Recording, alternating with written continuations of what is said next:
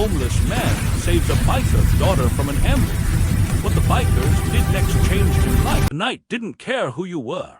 It swallowed the weak and tested the brave. And sometimes it asked one impossible question: what are you willing to lose to save someone you do know? This is the story of a man with nothing, who gave everything. The city had a way of pretending people like Noah Reed didn't exist. Morning commuters stepped around him. Late-night drivers never made eye contact. Even the rain seemed to fall harder on him than anyone else. Noah slept beneath an overpass on the east side of the city, where the concrete stayed warm longer after sunset.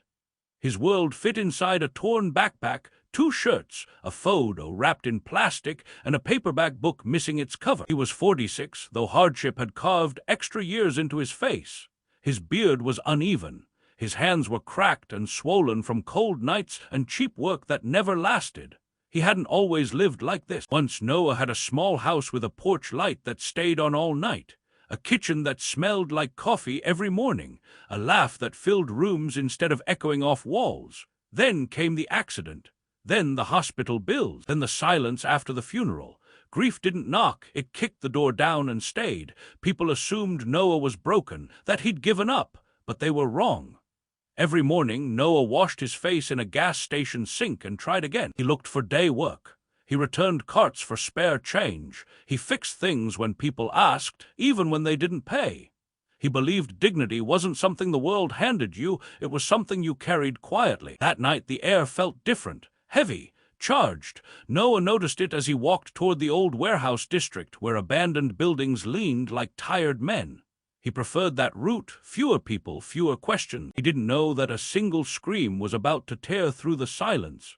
He didn't know his life was about to split into asterisk before asterisk and asterisk after asterisk.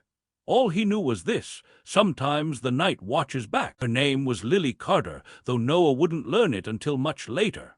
At that moment, she was just a shadow stumbling backward under a flickering streetlight. She didn't belong in that part of town. Everything about her said so. The leather jacket was real, not thrift store worn. Her boots were clean. Her phone, now lying face down near a chain-link fence, was worth more than everything Noah owned. Lily had taken a wrong turn, one careless decision, one ignored instinct. The bikes had appeared first, 3 of them, engines low and slow like predators circling. Then the men stepped off, leather vests, patches stitched with sharp symbols. Faces calm in a way that meant danger. "Relax," one of them said, smiling without warmth. "We just want to talk." Lily's heart hammered against her ribs. She tried to step back, but the fence cut off her escape. Her breath came fast and shallow. Her mind raced through options that disappeared as quickly as they formed. When she screamed, it wasn't loud at first. It was desperate. Noah heard it 2 blocks away. His feet stopped moving. His stomach tightened. He knew that sound. He'd heard it once before, years ago, in a hospital hallway where nothing could be undone.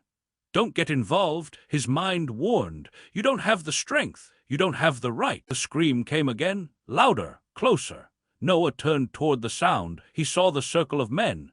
The way Lily's hands shook as she raised them, the way fear changes a person's posture, shrinking them. He thought of the photo in his backpack. He thought of the promise he never got to keep, and then he started walking.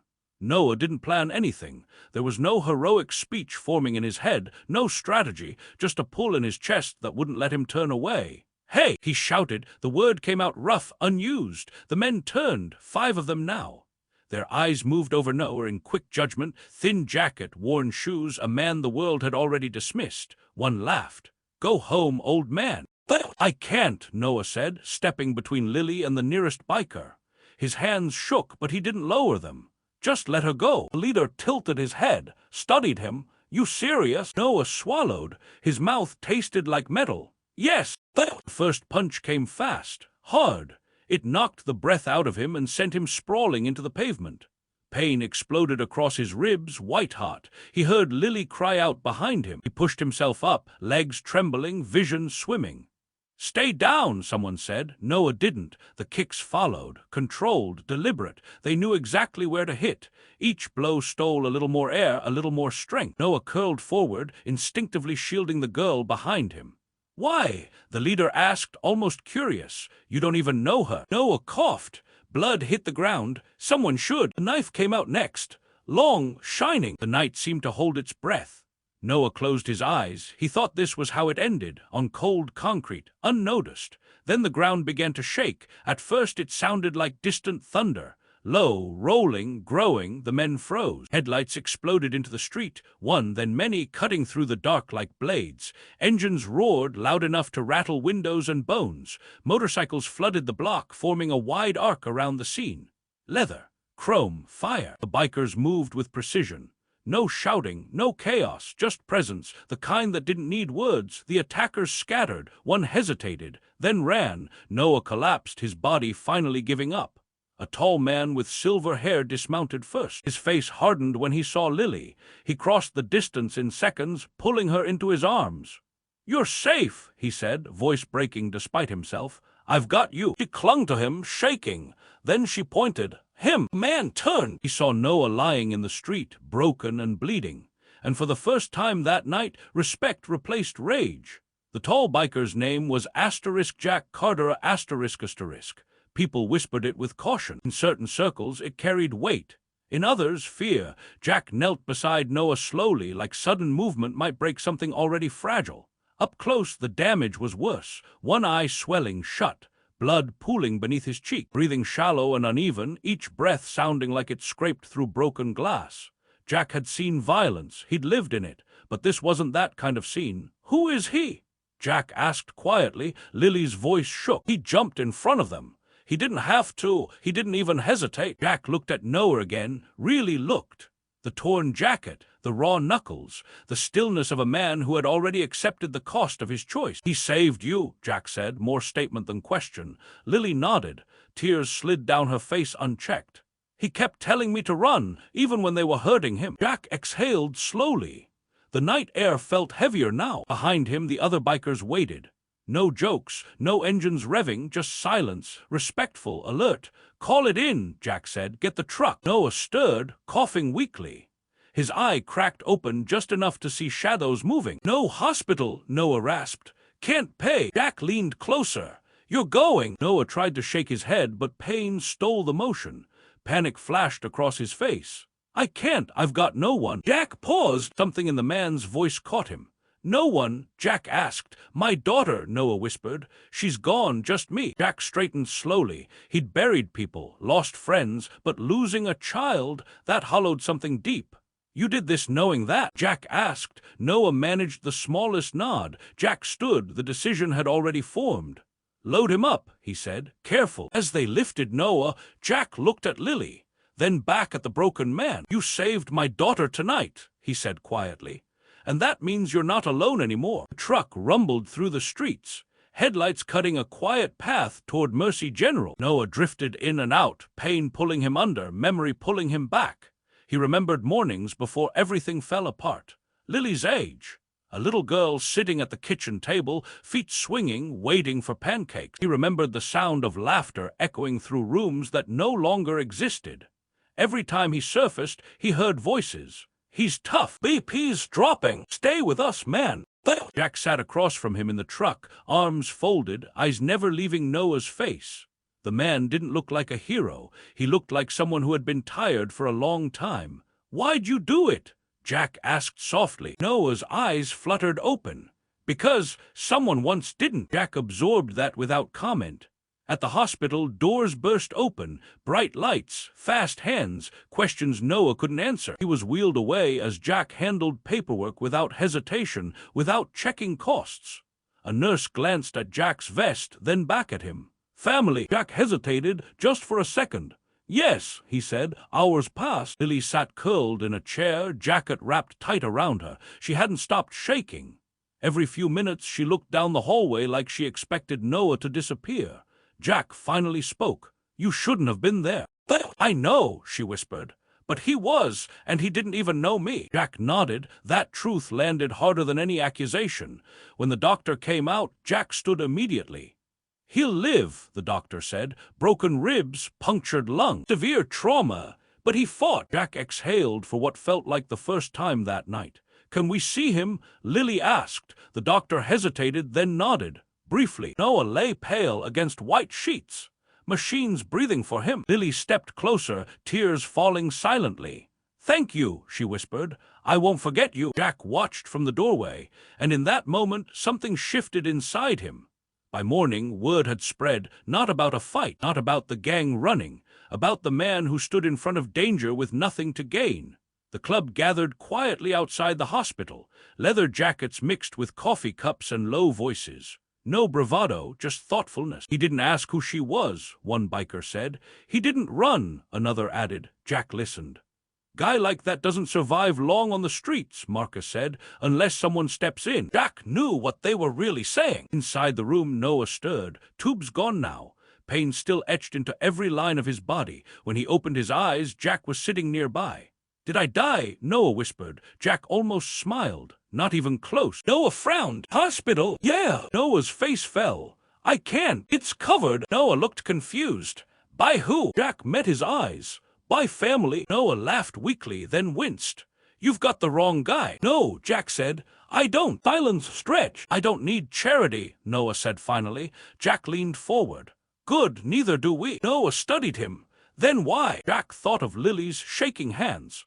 The way Noah had risen again and again. "Because you reminded us who we used to be," Jack said. "Before we forgot." Noah looked away, overwhelmed. "I can leave," he said quietly, "when I'm better." Jack shook his head. "You'll heal first, then we'll talk." That scared Noah more than the beating. Recovery took weeks. When Noah was discharged, he didn't go back under the bridge. Jack drove him to a small house outside the city. No cameras, no fences, just a porch, a couch, and clean sheets. "Temporary," Jack said, "until you're steady." Noah didn't trust it. He slept with his shoes on the first night, but no one took anything. No one watched him like a problem. Lily visited, often. She brought food, books, sometimes silence. "You don't owe me," Noah told her once. She shook her head. "I know." He learned Jack had lost his wife years earlier. Learned grief didn't care about patches or power. One evening, Noah stood on the porch watching the sun go down.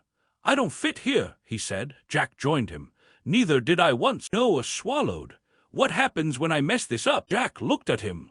"Then we help you stand back up." Noah nodded slowly.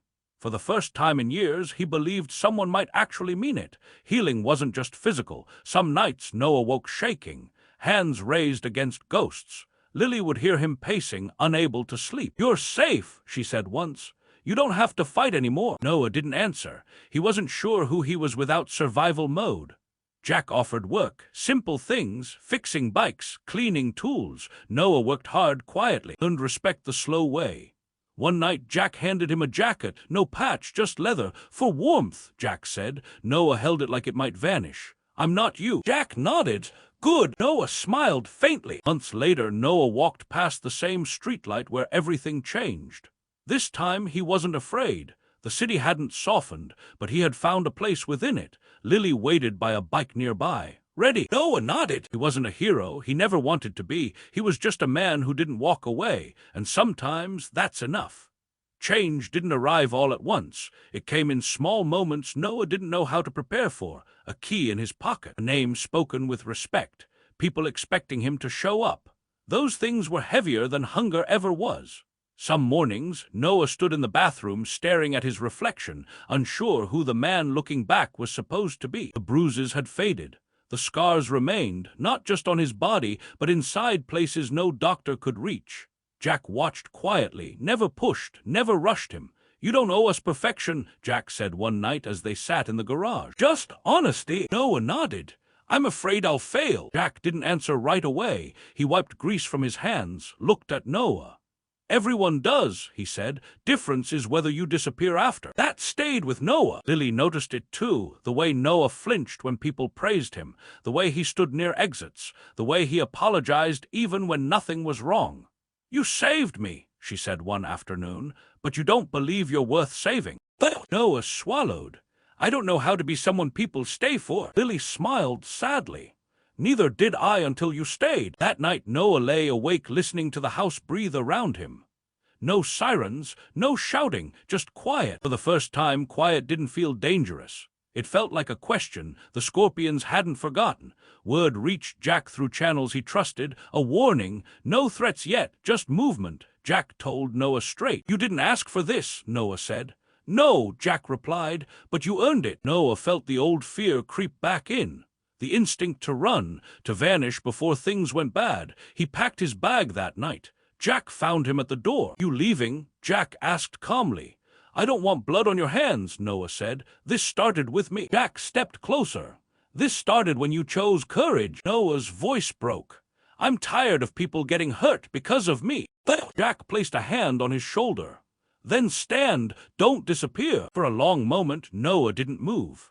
Then he unpacked the bag. The scorpions never showed. Maybe they decided it wasn't worth it. Maybe they saw something they didn't understand. Sometimes fear retreats when it meets something stronger. Months passed. Noah got his papers back. An ID, a bank card, a job at a small repair shop Jack helped set up not as a favor but as a partnership. Customers learned his name. They didn't ask where he'd been. They just said, "Thank you." One afternoon, a boy waited outside the shop.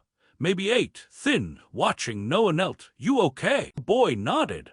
"My mom says you fix things." Noah smiled. "I try." The boy handed him a broken watch. Noah fixed it, didn't charge. As the boy ran off, Noah felt something loosen in his chest. He understood then. This wasn't about being saved. It was about being useful again. On the anniversary of that night, Jack invited Noah on a ride. Just once, just to feel it. No patches, no expectations. The engines roared. The road stretched wide and open. Wind tore through Noah's jacket, cold and clean. He laughed out loud, surprised himself. They stopped at the old streetlight. Jack cut his engine. "This is where it began." Noah nodded. "I thought I was going to die here." Jack looked at him. "Instead, you lived." Lily stepped forward, holding a small frame. Inside was a photo, Noah standing in the shop, smiling without realizing it. "For when you forget," she said. Noah's eyes filled. "I won't," he said, "but thank you." Years later, Noah still walked the city at night, not homeless, not afraid. He checked on people others ignored, shared food, shared time. He never called himself a hero. He was just a man who stayed when it mattered. And sometimes that's how lives change. Some heroes don't wear uniforms. Some don't even believe they matter. But when the moment comes, they stand anyway. If this story moved you, subscribe ****** like *****, and press the bell icon ****, because courage deserves to be remembered.